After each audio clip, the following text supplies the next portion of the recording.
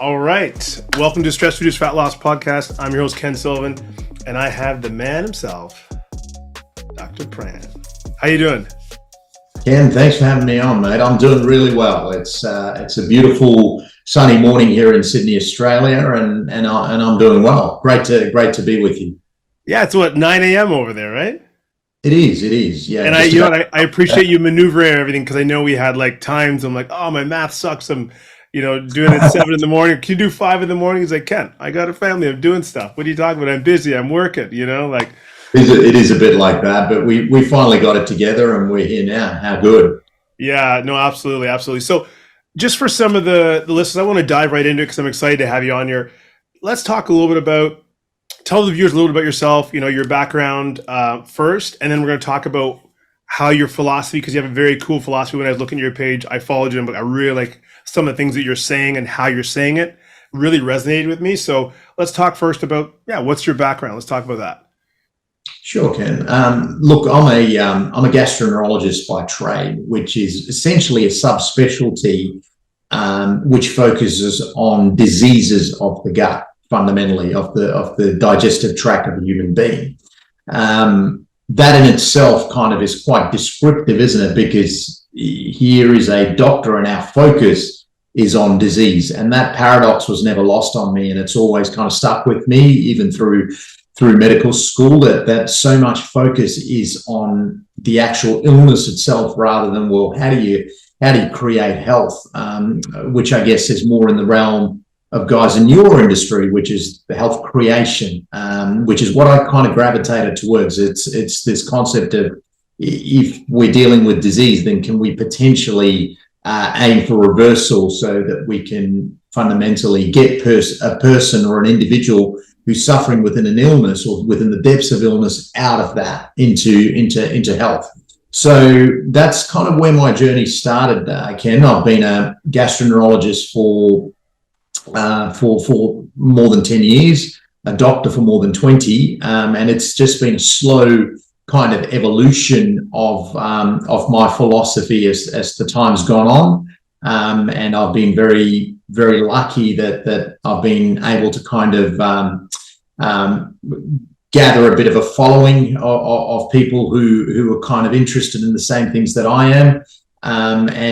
It's just been a slow process of growth, really. So to answer your question in terms of what my background is, that's kind of my background. I think, sometimes you've got to hit the depths of or a really low point in your life as well in terms of your own personal health, which I think happened to me in my mid-30s. I also witnessed loved ones go through disease. So I think that kind of gave me a bit of motivation to start looking outside the traditional sphere of medicine, of what we're taught in our universities and our medical schools and the paradigms of being taught illness management by as junior doctors, and it's been a great period of growth for me, and I continue to keep growing. Yeah, and I think that's part of where a lot of our zone of genius is. Our zone of genius usually comes from a place of either suffering or pain a little bit. We all have, not all of us, most of us have either a loved one or ourselves went through challenges, and that helped us dive in and become more expert on something and find out more about it, find our truth in it, right? So I'm not happy to hear that you went through things, but I'm not surprised as well that you went through some stuff, and that kind of helped catapult you, I guess, probably even deeper into where you're going anyway, which is, which makes us great, right? So, Thanks. Then for you, you also have a lot of great mindsets when it comes to, how our world is going. You talked about, disease being something that, for a lot of us, keeps us in business, in a certain way. So was there a time which shifted your mindset and made you start, thinking about things in a different way and just saying, we're kind of like, there's a part of our world that's feeding off of us being sick. So is there some point in life which helped you go, wow, I think that's happening? Or what was that kind of that changing point for you, or that light bulb, or whatever you want to call it? So.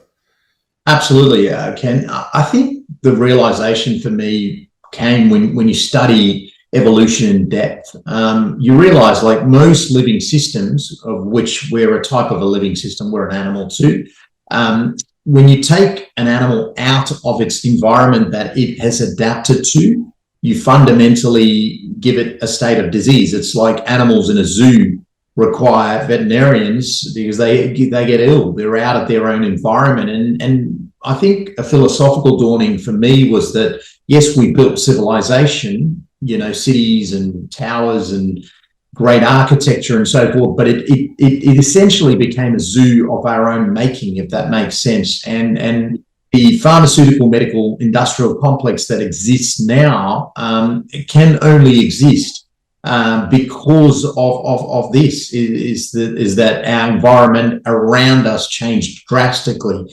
Now, I'm not trying to romanticize the hunter-gatherer way of life, which is what we all are. We're all hunter-gatherers, fundamentally deep down, and have been so for many millions of years as pre-humans, and then in the last 300,000 years as modern humans. That's what we are. Yet I'm not trying to romanticize it, because it's a very difficult life. A hunter-gatherer's life has its own challenges, but certainly most modern illnesses could be termed Neolithic disease. It is civilization, diseases of modern civilization, of the rise of the Industrial Revolution, which reduced the requirement on our need for physical work, obviously, in the last couple of hundred years. And now we stand on the precipice of the technological revolution. The artificial intelligence age dawns, and one has to wonder what that'll do to our brain. If the Industrial Revolution reduced our reliance on our musculoskeletal system, the technological revolution will reduce our reliance on the brain. So we stand on a very scary precipice. And I think we've got to respect the people that are trying to bring awareness to the masses about this. And there's a great John Steinbeck quote that comes to mind, where he said, "Progress often resembles destruction." And this is where we stand. We lurch towards progress, but sadly, a lot of what remains to be human also gets destroyed within that trajectory of progress. I love that. I was just listening. I'm like, wow, that was, I couldn't have said anything better. That was so well said on that line based. We're always walking that line of things, right? So, and one of the things, actually looking at your page and looking at all the different things you talked about, I remember when I was going to reach out to you, I'm like, man, this guy's got so many great things to say and to talk about. What I want to listen to him talk about today. And, with a lot of our students who are, like I said, nutritionists, strength coach, trainers, sometimes naturopaths, sometimes doctors, they're coming in saying, okay, well, how do I do better holistic transformation with clients? How do I get their gut better, get them to sleep better, get their insulin, their cortisol, their growth hormone at a better place? Because if I can do and work with those big three hormones, a lot of the issues, estrogen, testosterone, we can mitigate those if we can work on those big three, and so on from there. But a lot of times what we're missing is the quality of food. Yes. Quality of food is sitting here over there almost like, hello, I'm over here. And one of the things I saw on your page was talking about farming and talking about meat. And that's a huge topic right now.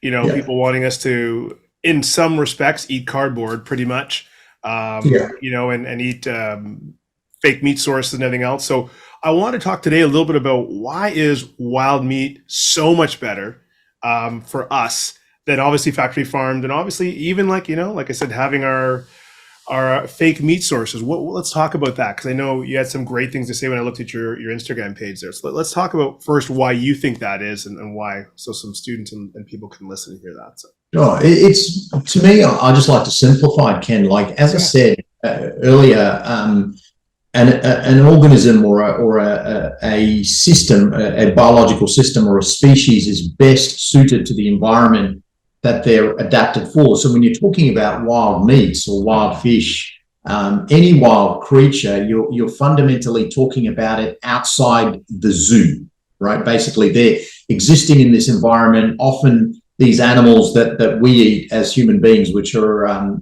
more sort of herbivores than they are carnivores, or humans tend to gravitate towards herbivorous animals for meat, not only because of taste, but because of nutrition. But a lot of these herbivores, whether it be elk, deer, wild goat, whatever, when they're in the wild, they're experiencing food sources which are very, very vary. Okay, so it is what you call phyto variation. So they're consuming plants in all their different states, grown within soil that's not plagued with fertilizer, which destroys the microbiome within the soil. So they're existing in an environment untouched by human hands, so to speak. Mm-hmm. So a lot of their meat takes on that quality. There's often reduced saturated fat within animals that are wild.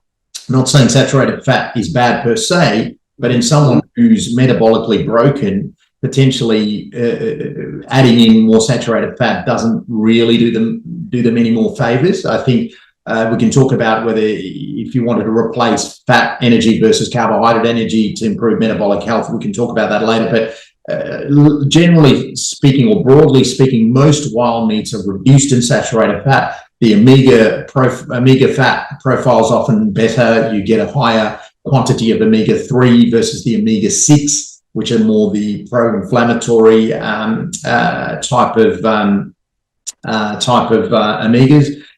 Obviously, you have more mineral density within these animals as well. I think they're often richer in iron and various other minerals because they're just consuming food grown in soils that are richer in this stuff. Whereas when you talk about animals that are farmed, especially those that are factory farmed, that are fed in feedlots in diets rich in grain, the grain often is quite energy dense or calorically dense, however, reduced in a nutrient profile. The nutrients can be amino acids, it can be minerals, it can be vitamins. It's all of those things, really.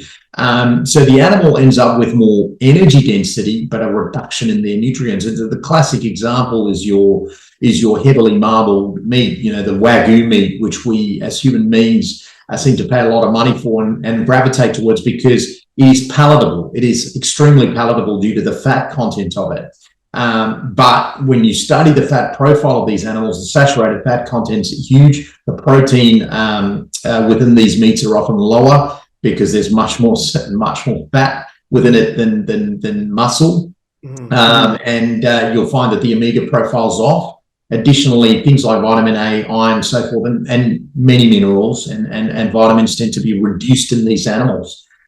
So in my view, it is no doubt that consuming animals in their own environment, i.e. wild, is going to be much better for you. Now, how do you best replicate that? Because that might not always be practical, right? To go out and hunt your own meat or find wild meat. That's not practical. So how do you replicate that within the constraints of modern society? My belief is that animals that are grass-fed, grass-finished without too much grain. I mean, it doesn't matter if they have a few days of grain to finish them, just to add a little bit of fat to them or a bit more taste to them. But gravitating away from the animals that are, say, 400 days grain-fed, and distinguishing them from animals that are maybe 30-day grain finished, or even indeed grass-fed, grass-finished. It's just healthier for us. It's a healthier meat.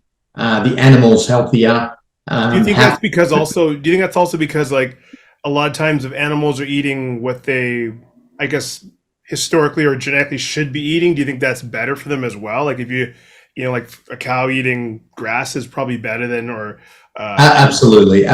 Historically speaking, grain intake in these domesticated cows would have been very, very low. Grain is seen in nature without human hands farming it, and the cows consume a little bit of it, but not a huge amount. So with a lot of these feedlot cattle, when you overfeed them grain, and this is a well-recognized phenomenon, Ken, I don't know if you're aware of it, they get a disease called grain overload, where their rumens or their stomachs blow up full of gas, because of grain-based toxicity to them, and they get something called lactic acidosis and can actually die. The way the farmers get around that when their animals get grain overload is fundamentally puncture their stomach externally to release all the gas. Any animal fed grain at high levels will develop this. This can be cows, this can be goats, this can be horses, sheep, This is a concept known as grain overload, well known in the farming industry, well known if you're a veterinarian. But the interesting thing is we never talk about grain overload in humans, right? Like that should be a concept that we talk about. I think as human beings, we've kind of come to become quite reliant on grain with the rise of the agrarian revolution 10,000 years ago. Yeah. But more lately, our reliance on grain is really huge. I mean, take a place like America, for example. I probably estimate 75 to 80% of your calories will come from grain. Mm-hmm. Which Yeah, that's true. I just feel this is, especially processed grain, right? Like we're talking flour, ground down grain. I just think it's just far too much for a human being. But the interesting concept is the same phenomena occurs in animals, grain overload. I'd urge all your viewers, all your students to potentially start exploring that, just to read up a little bit on it. Mm-hmm. That's beautiful. You know what? I've heard of the digestive issues, but I've never heard of that specifically. So that's definitely something I know I'm going to dive and take a peek more into. I didn't know how they got rid. I know they were getting sick from it, but I didn't know as much about that. Right? So that's fascinating. Even with Yes. chickens too. I have some friends and colleagues and fellow coworkers that they have their own pasture raised chickens, and they're running around, they're pecking, they're doing whatever, they're eating whatever's in the grass, the bugs, whatever. And it's interesting, even when you see the chickens, when I see them, they're very different. Like I said, they're, as opposed to just sitting in their feces, and Yes. eating a corn based whatever. When the chicken even tastes different. Yeah, absolutely. Without question. I think over the last probably 80 years or so, we've selected for chickens that are genetically modified, obviously, whether it's through whether it's done in a lab versus just the process of selective breeding. We've selected for chickens that are bigger, no doubt, and that's not a bad thing. I mean, you're fundamentally selecting for something that has more protein source, potentially tastier, less, it's less bony, I suppose. That's okay. But where you run into issues is where these heavily grain-fed chickens blow up in such huge sizes because of the energy, a surplus in the energy that they're receiving from grain, that they're no longer able to support their own bodies. Like their feet can't support their own bodies, and they start getting ulcers underneath the feet, which become infected because they're in crowded environments because they can't support their own weight. And as a result of that, they require antibiotics, which obviously decimates their microbiome. So they're not very well animals. Whereas the chickens that are sort of free range, like I've got chickens at our place, they just roam in the grass, and we give them a little bit of grain, but vast majority of their food should be forage, should be worms, should be insects. They're a highly carnivorous animal, actually, chickens, and you can generally tell the yolk quality by just the intensity, the color of the chicken's egg. You can tell whether it's been grain fed. It was interesting, Ken, when I was in America a few months ago, just visiting some friends and family in San Diego. I noticed that the hotels which were all relatively decent hotels, the egg color was super pale, and I realized this grain feeding must be super prevalent.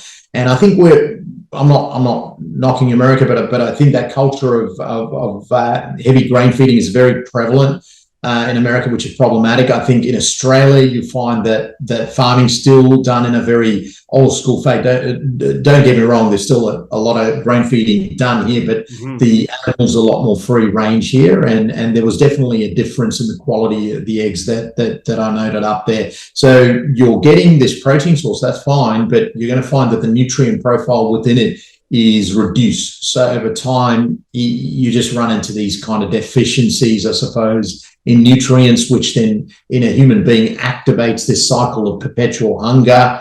And that within that perpetual hunger, you're in this environment, this gentrified environment full of these corporate food giants that try to hook you to this hedonistic way of eating. And this is the issue that people run into. It's a nutrient deprived environment in which we exist, sadly. And even see, right, I know you mentioned omega-6, a lot of omega-6 dominant stuff instead of omega-3s. And I believe there's even some ingredients in omega-6 that'll help us, eat a little bit more and have that ability to keep eating as well as mess with our insulin profiles a little bit too, right? So Yeah, keeping our absolutely. omega-3, omega-6 is under control is important. Absolutely. Omega-6 it is an essential fat. We need it, but I think we're just getting a overwhelming excess of it in relation to the omega-3, and you can measure it objectively in human beings. Like when human beings evolved, eating a wild diet, our omega profile was 1 to 1.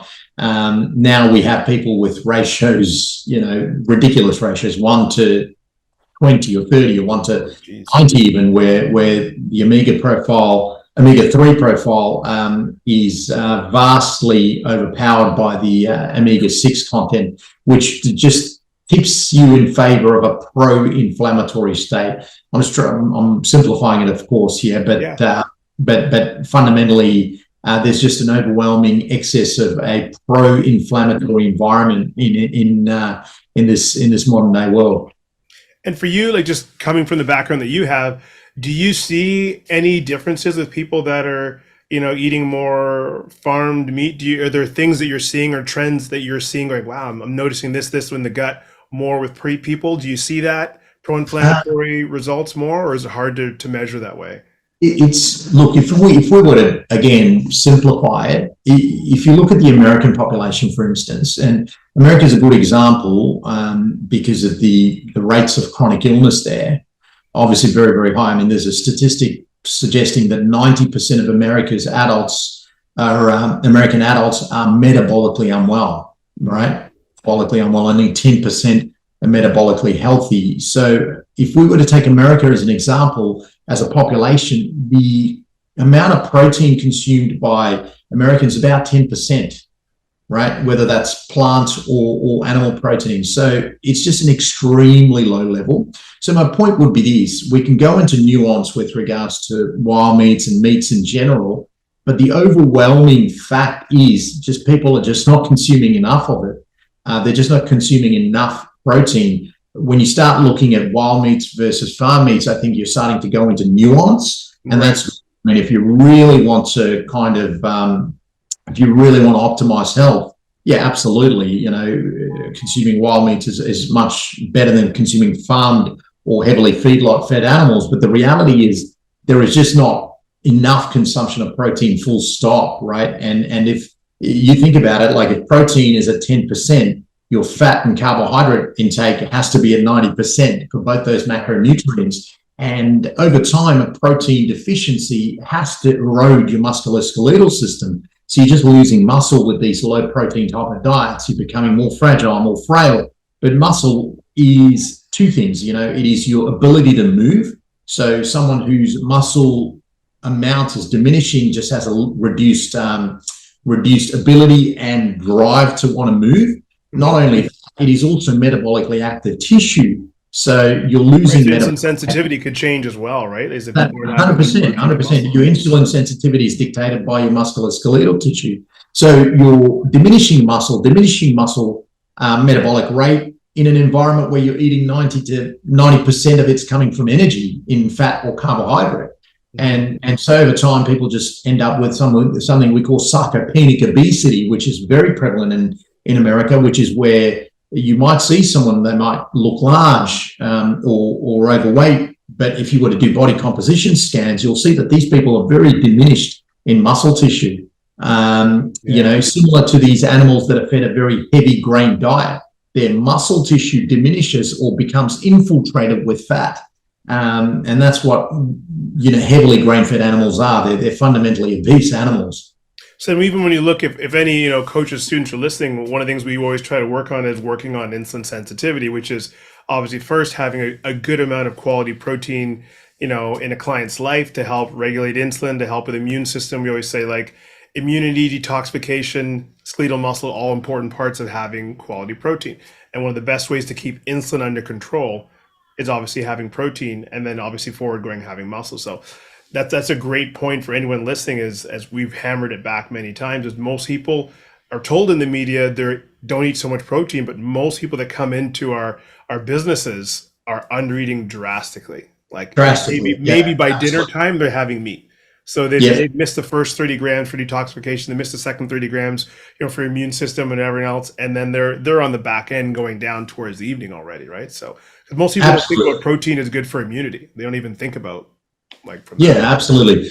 Protein's critical, and a lot of our protein actually comes from the turnover of our own gut cells. Like we shed our gut tissue into our within our digestive tract, and then the body finds protein so valuable that it has to it recycles the fundamentally the meat that you're sloughing off into your gut. I mean, when people talk about we're not a carnivorous animal, or we're not an omnivorous animal, we're a plant-based animal that is designed for plant-based eating, I find that incorrect from the perspective of a gastroenterologist, because most of your proteins actually coming from the turnover of your own cells that you're shedding into your gut.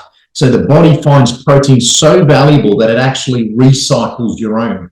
And over time, if you run into this protein deficit, which most people do because of a lack of intake of quality protein, you have to become catabolic and break down the tissues that you carry around to be able to feed that protein pool. And that tissue comes from bone and muscle. This is why we've got this epidemic of fragility and frailty in hunter-gatherer groups that are still living the way we're supposed to live, that are active, that are consuming quality protein, quality food, quality nutrients, basically. You'll find that they still are able to retain muscle tissue well into their elderly age. Whereas in the West, we've got this epidemic of muscle loss, which fundamentally tackles our ability to be non-sedentary.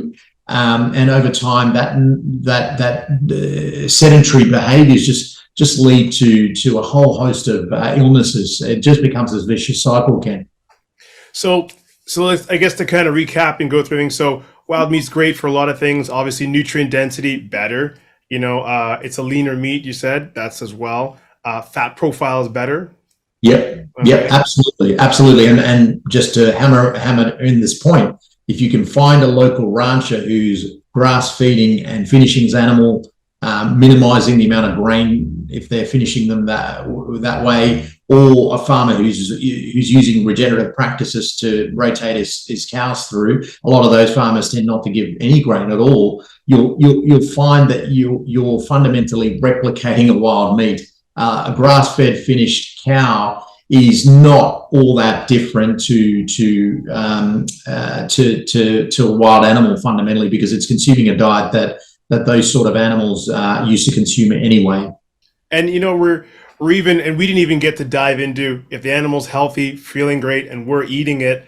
What does that mean for us? If the animal is grain based, we then are going to get some of that concern, I would say, right? If we're eating an animal that's grain based, we have to keep an eye on how the animal is health wise, and then how that's affecting us. We didn't even talk about that, but that's a whole nother way of looking at it, correct? Like, Yeah, absolutely. It's you'll find that animals that are heavily grain fed, again, not only do they develop issues with the gut problems that we spoke about, often they require antibiotics because the immune system's not getting the right type of inputs, I suppose, right? And they tend to be more crowded in together as opposed to rotating through or grazing through land. So you'll find that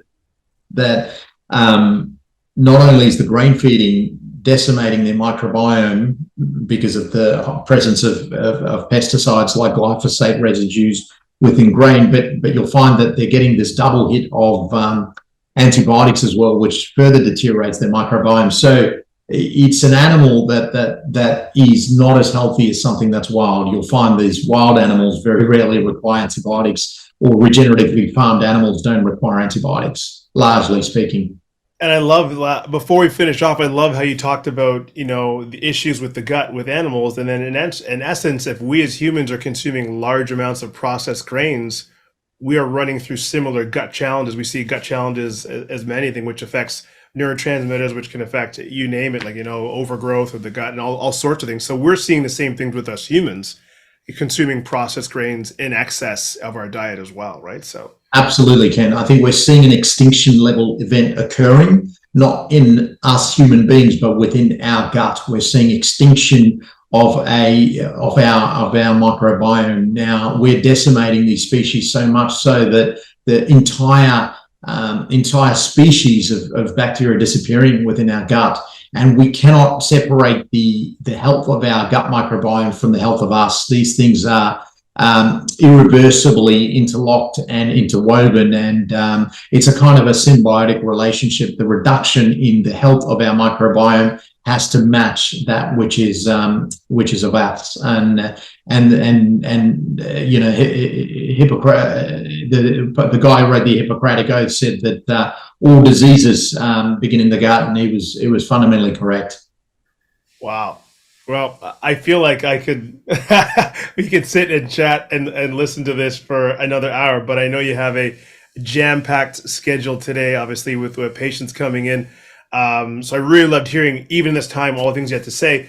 If there are people, students, whatever, listeners that want to follow you, find you, where can they find you on Instagram? Let's just so they know where I'll put in the show notes, but where can they find you? Yeah, thank you, mate. I appreciate that. Yeah, I'm pretty active on Twitter, Instagram, and Facebook. Generally, the same content across three of those social media platforms. It'll be under the handle Dr. Pran Yoganathan. So I just tend to put out blogs related to farming, philosophy, diet, nutrition, movement, all of this sort of things. And I comment a lot. I try not to do it too much, but I comment a lot on the connection between the agricultural, medical, pharmaceutical, industrial complex, and how the broken food systems required to keep this medical industrial complex running, pharmaceutical industrial complex running. Commenting overly on that can drive followers or people that are following me to be overly cynical because it's such negative content. So I try and minimize that, but it's important people understand what's going on, because you can't start a health journey without healing trauma, number one. And number two, you can't start a health journey without knowing the challenges that you face. And this industrial complex is a massive challenge, massive hurdle that people face. And I think it's important to speak the truth around it, you know? I agree a lot. You know, not to get too far on that, but I agree. I was talking with a colleague of mine who's sitting in the room here, and we were talking about a coach that was upset because some of our content, she said, was fear mongering. I said, no, we are giving people the power of education and choice to choose what they want to do. And that knowledge is so important. Hiding it away to have a happy conversation isn't always great, and they have the ability to decide what they want to do with this valuable information. So I agree. I love your page in terms of how it brings truth to it, and people can decide what they want to do with that and empower them to make choices in their life that they wouldn't know without this information. So I think that's fabulous, though. Absolutely. In a world where everyone's kind of trapped in a costume party with masks on, what you want to do is turn up to that costume party with your real face, without a mask, you know. And I think these sort of people sometimes face challenges because you're standing outside the herd, but it's spiritually it's great for your system, and I think overall it leads to better health behaviors. When you talk about 90% of America's population being metabolically unwell, you're talking about the majority of the herd are diseased. And so when you stand apart from the herd, the majority look at you and kind of turn on you. But I still think for people to kind of really optimize their health, we've got to stand away from the herd. That's critical to do so. Well, you know what? I appreciate you. I appreciate you being on the show today. And I'm going to try to drag you back on and have another conversation on a gajillion things that we could talk about. So again, thank you for that. Thanks for being here today, brother. So. Absolutely, Ken. It'd be a pleasure to have you to come back on your show. It's been great talking to you, mate. Cool. If you are looking to find better ways to heal the gut, work on insulin, work on sleep, and provide better tools to deal with different clients coming in the door, or just have more confidence in your business, check out our www.transformationmentorship.ca website to apply. We'd love to hear from you. And until next time, Pran, it was great talking to you, brother, and we'll talk soon. So.